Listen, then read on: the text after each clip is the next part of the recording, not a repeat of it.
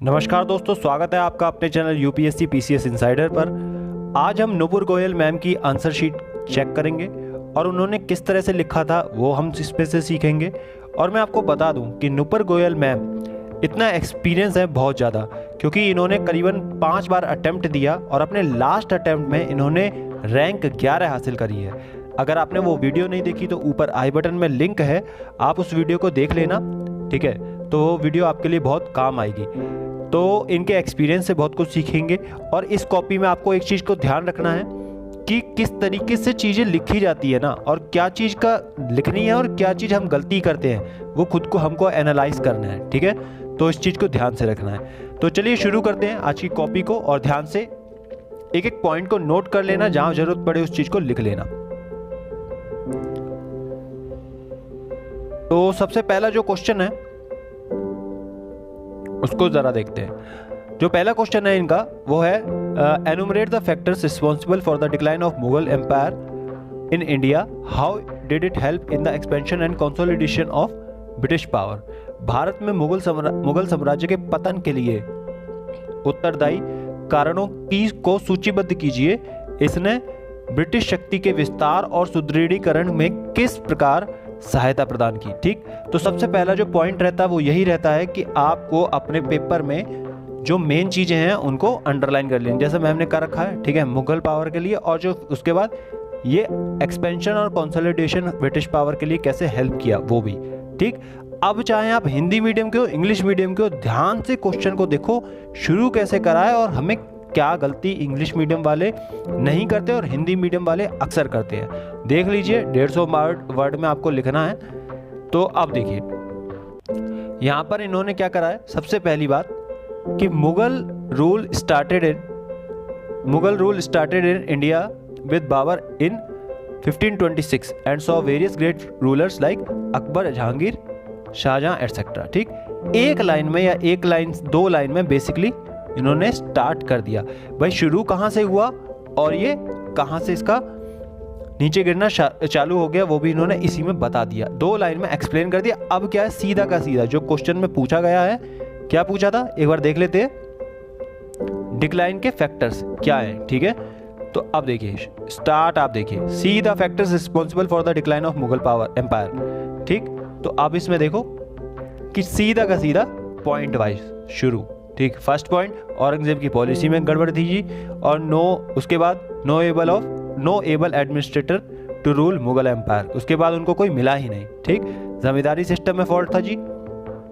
देखिए सीधा point wise. ठीक, और हिंदी मीडियम वाले पता नहीं पहले ऊपर लिखते रहेंगे उसके बाद पॉइंट पे। उन्होंने पूछा बस यही है, ज़्यादा एक लाइन ऊपर लिख दी।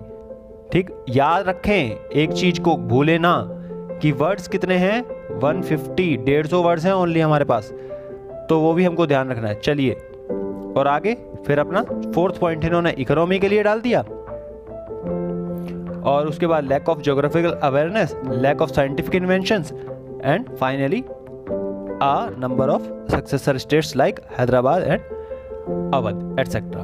अब फाइनली इन्होंने करीबन कितने पॉइंट लिख लिए, 7 पॉइंट। अगर 7 पॉइंट में 7 लाइन भी हो जाती है, अगर हम एक लाइन में ज़्यादा नहीं 10 वर्ड भी इकट्ठे करके चले, 10 या 11 का एवरेज, तो आपके 70 से 80 वर्ड्स हो गए। ऊपर की 2 लाइनों में उन्होंने कवर कर लिए, वो भी मतलब इन्होंने 100 वर्ड्स के समथिंग यहाँ पे कंप्लीट कर लिया। अब आप देखते रहे ना कि वर्ड्स को कैसे कंपेयर किया जाता है। उसके बाद अब इनके पास करीबन 50 वर्ड्स के आसपास अब बचते हैं।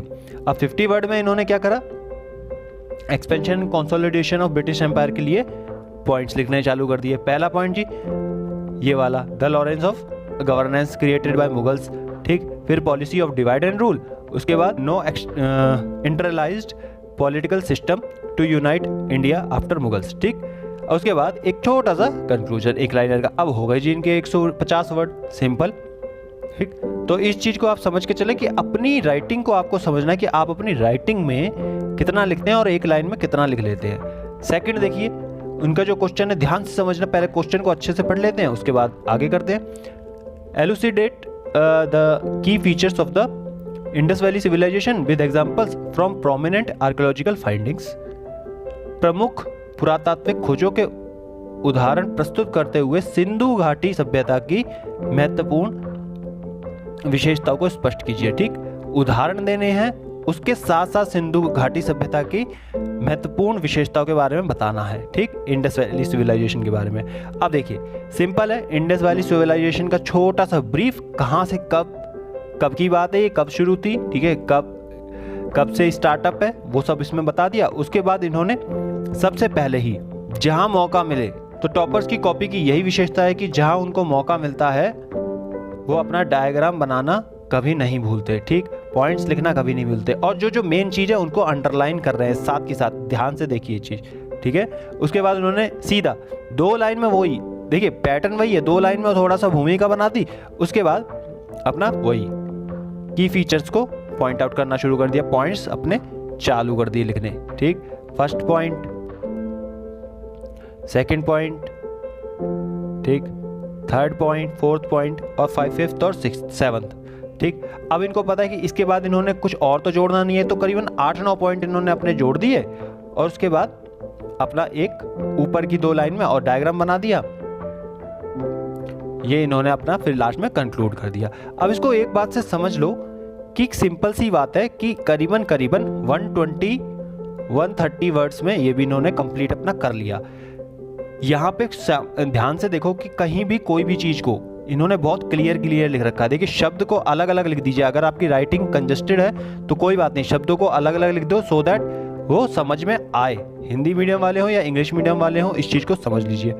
थर्ड क्वेश्चन को ध्यान से देखिए, यहाँ से ना 2-3 एग्जाम्पल से आपको पता चल जाता है कि इनकी टेक्निक रियल में क्या रही थी। ठीक है, और जो अपना थर्ड क्वेश्चन है उसको ध्यान से देखते हैं।